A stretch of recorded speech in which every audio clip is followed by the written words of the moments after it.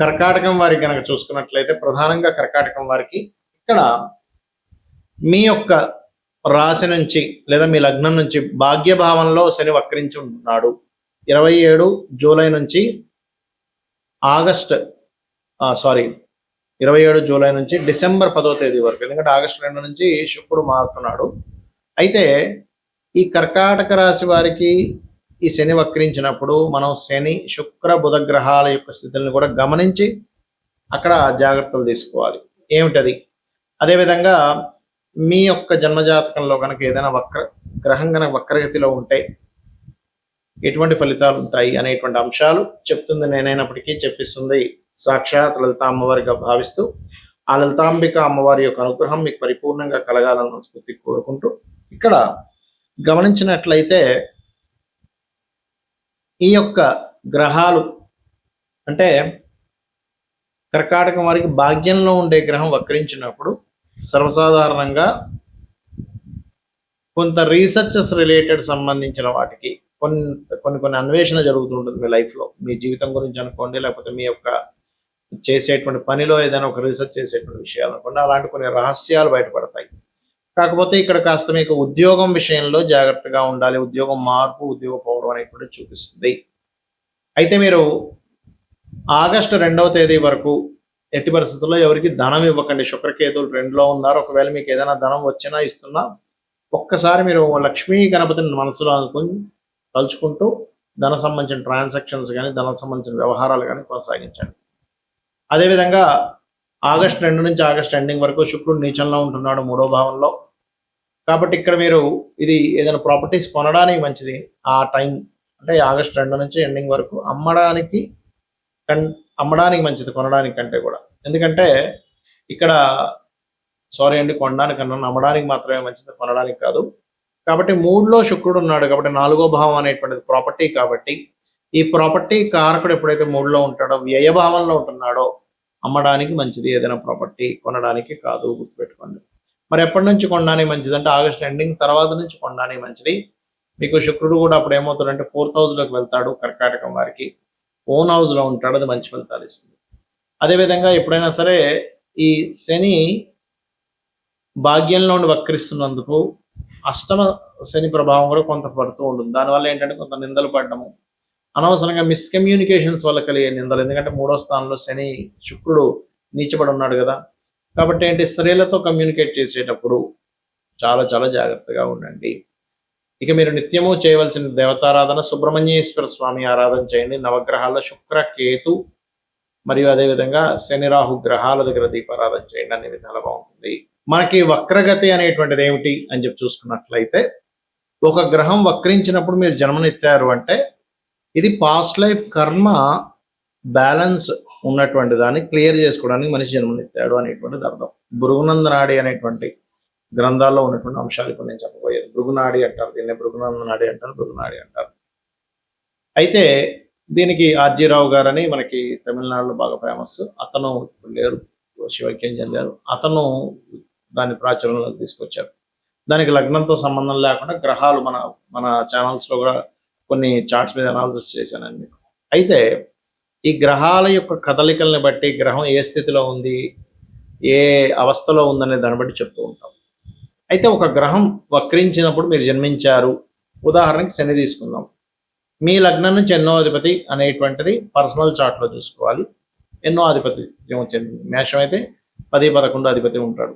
వృషభం అయితే 9, 10, మిథునం అయితే 8, 9, కర్కాటకం అయితే 7, 8 ఇలా మారుతూ ఉంటుంది కదా. అలాగా ఎవరికైనా జన్మజాతకంలో మీ పర్సనల్ చార్ట్లో శని కనుక వక్రి రెట్రో అని ఉంటుంది ఇంగ్లీష్లో. అయితే అలా ఉన్నప్పుడు మీరు అర్థం చేసుకోవాల్సింది ఏంటంటే మీరు ఉన్న ప్రదేశంలో మీరు ఎంత కెరియర్ పరంగా ఎన్ని ప్రయత్నాలు చేస్తున్నా మీ కెరియర్ ఎదగట్లేదు అంటే మీరు అర్థం చేసుకోవాల్సింది ప్రదేశం మారితే మీ కెరియర్ ఎదుగుతుంది. అయితే ఇక్కడ ఒక చిన్న కండిషన్ ఏమిటంటే మనం ఇప్పుడు చెప్పుకోబోయేటువంటి గ్రహాల్లో ముఖ్యంగా శని, గురువు, బుధుడు, శుక్రుడు, కుజుడు 5 గ్రహాలే. రవిచంద్రులు ఎప్పుడు వక్రించరు, రాహుకేతువులు అయితే ఎప్పుడు వక్రించే ఉంటాయి. అయితే ఈ 5 గ్రహాల గురించి మనం మాట్లాడుకునేటప్పుడు ఒక చిన్న కండిషన్ అక్కడ ఒకటి చెప్తాం. ఏ భావంలో అయితే శని వక్రించాడో దాని వెనక రాశి నుంచి వెనక రాశి ఫలితాలు ఎక్కువగా ఇస్తూ ఉంటాడు. అయితే అది 15 డిగ్రీలు లోపలైతే ఇంకా ఎక్కువ ఫలితాలు ఉంటాయి, 15 డిగ్రీలు దాటితే తక్కువ ఫలితాలు ఉంటాయి. ఇది ప్రధానంగా గుర్తుపెట్టుకోండి ఉన్న రాశిలో వక్రించినప్పుడు. అలాగే రెండవ పాయింట్ ఏంటంటే వెనక రాశి నుంచి, అంటే ఉదాహరణకి మిథునంలో ఉండగా వక్రించాడు అనుకుందాం కాసేపు. వక్రించినప్పుడు మిథునానికి వెనక రాశి ఏంటి? వృషభం అవుతుంది. వృషభము అక్కడి నుంచి కోణస్థానాలు అంటే మకరము, కన్య, ఈ రాశుల్లో ఏ గ్రహాలు ఉన్నాయనేటువంటి చూసుకోవాలి. ఎందుకంటే వక్రించిన శని 159 యాక్సెస్లో ఏ గ్రహాలు ఉన్నాయో ఆ ఎనర్జీస్తో అది పనిచేస్తూ ఉంటుంది. కాబట్టి అక్కడ పాపగ్రహం ఉందా, శుభగ్రహం ఉందా? ఎందుకంటే ఒక్కొక్కసారి మారడం వల్ల కొన్ని ఇబ్బందులు పడతాం కొంతమంది, ఎందుకు వెనకాతల పాపగ్రహాలు ఉన్నప్పుడు. అలా కాకుండా మారకుండా ఉంటే బాగుంటుంది అన్నప్పుడు ఇక్కడ ఉన్న ప్లేస్లోనే శుభగ్రహం. అంటే ఏంటి, కొన్నిసార్లు ఏమవుతుంది మన లైఫ్లో మంచి అవకాశం వదులుకొని వెళ్ళిపోయాడండి, అక్కడికి వెళ్ళి ఇబ్బంది పడుతున్నాడండి అంటారు. లేదా మరి కొంతమందికి అబ్బాయి ఇక్కడ చాలా ఇబ్బంది పడ్డాడండి, వెళ్ళిపోవడం చాలా మంచిదైందని చాలా మంచి అవకాశాలు వచ్చాయంట. అంటే మన జన్మ జాతకంలో శని వక్రించాడు అంటే దాని అర్థం మనం పాస్ట్ లైఫ్లో కొంత కర్మ బ్యాలెన్స్ ఉంది. ఏమిటది? ప్రొఫెషనల్ రిలేటెడ్ కర్మ బ్యాలెన్స్ ఉంది. ప్లేస్ చేంజ్ అయితే బాగుంటుంది అనే విషయం మీరు అర్థం చేసుకోవాలి. ఇక జీవుడు విషయం కనుక తీసుకుంటే, అంటే గురుగ్రహం కనుక వక్రించండి మీ జాతకంలో అంటే ఫస్ట్ ఆఫ్ ఆల్ మీరు దాన్ని స్పిరిచువల్గా ఆధ్యాత్మిక సంబంధించిన దేవతా సంబంధించిన బ్యాలెన్స్ ఉన్నారు మీరు. ఆ బ్యాలెన్స్ ఉన్నందుకు మీకు చూడండి విపరీతమైన భక్తి. అయితే అదేంటి, వక్రించిన గ్రహం దేంతో కనెక్ట్ అవుతుంది వచ్చనేటువంటి చూడాలి. ఆ బ్యాలెన్స్ ఏదైతే ఉందో దాన్ని క్లియర్ చేసుకోవడానికి పుట్టాడు జీవుడు. అందుకని ఎక్కువ చాలా మంది గురువు వక్రించి కనుక కేతుతో సంబంధాలు కలిగినప్పుడు వాళ్ళు ఏంటి ఎక్కువ దేవతా ఆరాధన చేయడము, మనసు నిండా ఎప్పుడు చూసినా సరే మనసులో దేవతా ఆరాధన ఉండడం, అదేవిధంగా క్షేత్రాలకు వెళ్ళడం, ఎటువంటి మాసం వచ్చినా ఆ మాసంలో ఉండేటువంటి ప్రత్యేకత ఏంటని చేయడం, లేకపోతే అనుక్షణము అలా చేయకపోయినా ఏదో ఒక నిత్య దేవతారాధనలో నిష్టగా చేయడం లాంటివి జరుగుతూ ఉంటాయి. వీళ్ళేంటి అంటే గురువు వక్రగతి కాబట్టి స్పిరిచువల్ రిలేటెడ్ ఏదో బ్యాలెన్స్ ఉంది అని అర్థం చేసుకోగలగాలి. అదేవిధంగా సంతానం సంబంధించిన విషయాలు కూడా ఉంటాయి అందులో. ఇక మూడో విషయం శుక్రుడు కనుక ఎవరికైనా వక్రించాడు అంటే మీరు సిస్టర్స్కి లేకపోతే జీవిత భాగస్వామికి సంథింగ్ బ్యాలెన్స్ ఉన్నారు, అంటే ఏదో కర్మ బ్యాలెన్స్ ఉంది, వివాహ సంబంధించిన విషయంలో వెనక్కి వెళ్తూ ఉంటాయి సంబంధాలు అనుకుంటున్నా కానీ ఆ రకంగా మీకు ఇబ్బంది అనేటువంటిది కలుగుతూ ఉంటుంది. అయితే ఇక్కడ శుక్రుడు కనుక మంచి గ్రహాలతో కలిసాడు వెనక్కి వెళ్ళి, అప్పుడు ఖచ్చితంగా బాగుంటుంది, దానిలో ఎటువంటి సందేహం లేదు. అలా కాకుండా వెనక్కి వెళ్ళి వక్రించినప్పుడు ఆ శుక్రుడు అక్కడ మళ్ళీ పాపగ్రహాలు ఉంటే దానివల్ల ఏమవుతుంది అంటే ఫస్ట్ ఒక మంచి సంబంధం రావాల్సింది మిస్ అయిపోయిందండి, తర్వాత అది మిస్ అయిపోయిందని ఇంకో సంబంధం చేసుకున్నాం ఏదో ఆవేశంలో ఇబ్బంది పడదామని చెప్తూ ఉంటారు ఆ రకంగా. ఇక బుధుడు వక్రిస్తే నాలెడ్జ్ షేర్ చేయాలి. ఎప్పుడైనా బుధుడు కనుక మీ జన్మజాతకంలో వక్రగతిలో ఉన్నాడు అంటే మీరు నాలెడ్జ్ షేర్ చేయడం ద్వారా మీ పూర్వజన్మ కర్మ తగ్గుతుంది, గుర్తుపెట్టుకోండి. వక్రగతి యొక్క ఫలితం ఇది. ఇక అదే విధంగా మరొక విషయం ఏంటంటే ఈ బుధ గ్రహం వక్రగతి వలన ఇంకొక విషయం, కొన్ని సార్లు మనిషి సెటైర్లు వేస్తూ ఉంటాడు ఎక్కువగా. ఒక్కొక్కసారి ఆ సెటైర్స్ వల్ల అవతల వాళ్ళు నవ్వుకోవచ్చు, ఒక్కొక్కసారి అది ఇబ్బందిని ఇవ్వచ్చు. అయితే బుధుడికి వెనక రాశుల్లో ఉండే గ్రహాలు 159 బట్టి మీరు సెటైర్ వేయడం వల్ల అవతల నవ్వుతారా, లేకపోతే అంటే హ్యాపీగా ఫీల్ అవుతారా, ఆ సెటైర్కి జోక్ వేసారని, లేనట్లయితే అదే మీకు ఇబ్బందిని ఇస్తుందా అంటే వెనక రాశుల్లో ఉండే గ్రహాలు డిసైడ్ చేస్తాయి, గుర్తుపెట్టుకోండి. ఇక కుజుడు వక్రగతి చెందాడు అంటే మనం ల్యాండ్స్ తీసుకునే విషయంలో ఖచ్చితంగా జాగ్రత్తగా ఉండాలి. ల్యాండ్స్ కానీ లేకపోతే ఏదైనా ఒక మిషనరీ సంబంధించిన ఒక ఫ్యాక్టరీ తీసుకుంటున్నారు, ఈ యొక్క విషయాల్లో ఖచ్చితంగా జాగ్రత్తను వహించాలి, గుర్తుపెట్టుకోండి. అదేవిధంగా భూములు కొనుగోలు చేసేటప్పుడు మరియు పూర్వీకుల ఆస్తులకు సంబంధించిన విషయంలో, తాతగారు ఆస్తి సంబంధించిన విషయంలో మీకు వస్తుందా పోతుందా. ఇప్పుడు చూడండి వెనక్కి వెళ్ళిపోయింది అనుకున్నాం కానీ మాకు వచ్చిందండి అంటూ ఉంటారు కొంతమంది. ఇంకా మొత్తం పేపర్స్ అని ఏం లేవండి, అక్కడ చూస్తే ల్యాండ్ వేరే వాళ్ళు కబ్జా చేశారు కానీ ఒక కోర్టులో కేసు వేయగానే వచ్చిందండి అంటున్నారు. దాని అర్థం ఏమిటంటే కుజుడు వక్రించి మంచి సంబంధాన్ని కలిగి ఉన్నాడు. అలా కాకుండా వక్రగతి చెంది పాపగ్రహ సంబంధం కలిగితే మీకు ఎట్టి పరిస్థితుల్లో భూమి రాదు. అలాంటప్పుడు కాస్త వారాహి అష్టోత్తరం చేసుకోవడం చేస్తే కూడా మీకు కలిసి వస్తుంది.